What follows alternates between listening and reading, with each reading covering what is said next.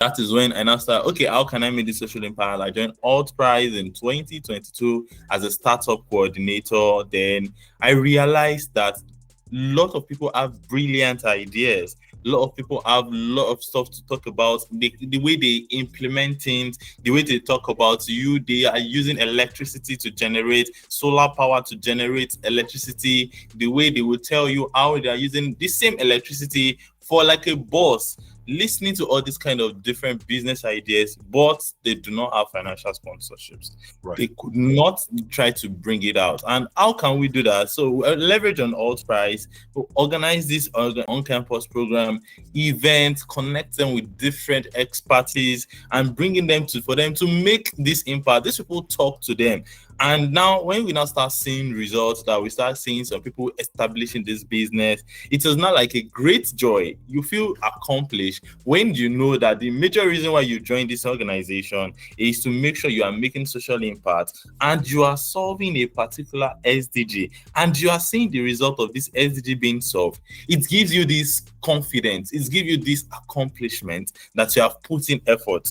For the accounting, and then I'm still practicing it. I'm still like working in like a financial services. So that one, it's just like my normal day activities to build up myself and to be able to catch up with the professional trend that is going on, where I can also try to make it a contribution to these people. Because once the startups now become big, they need an accountant, they need a business strategy person, they need somebody who is professionally inclined about what the standard regulatory body entails and how they can do it so that they can be able to maintain their books, the profit and loss is not being tampered, the investors have confidence in their own statement of performance. Very good. You were described as a dynamic leader and a social impact advocate. If you had to choose one word that you feel truly captures your personal why, what would it be and why?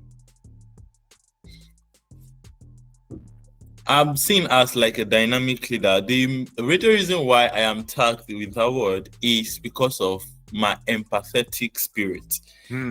Anytime I'm in a meeting or I am having a conversation with either volunteers or the people that they are competing, I try to put myself in their shoe.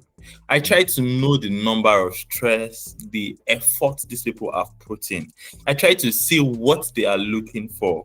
And that is why most times when I was in on-campus program, that was why I was able to win that award as a Sub-Saharan Program of the Year.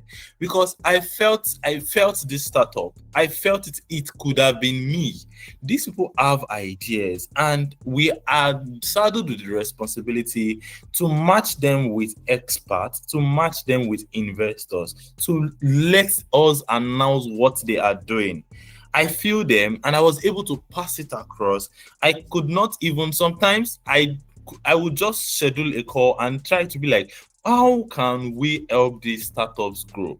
Even after the competition, I realized that a lot of people do not have information about this. We visited primary schools, we visited secondary schools just to talk about social entrepreneurship and how these people can make social impact from their own rightful air.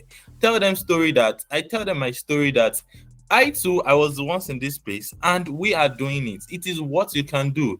You should be optimistic. You should not see that after these, your secondary school activities, it has come to an end. You should know that there is a lot for you ahead there and there is a way for you to achieve it. And when people now complain to me about, oh, they are currently facing these challenges, I don't just listen to the challenges. I put myself in the shoe so that I can relate how these challenges are being held.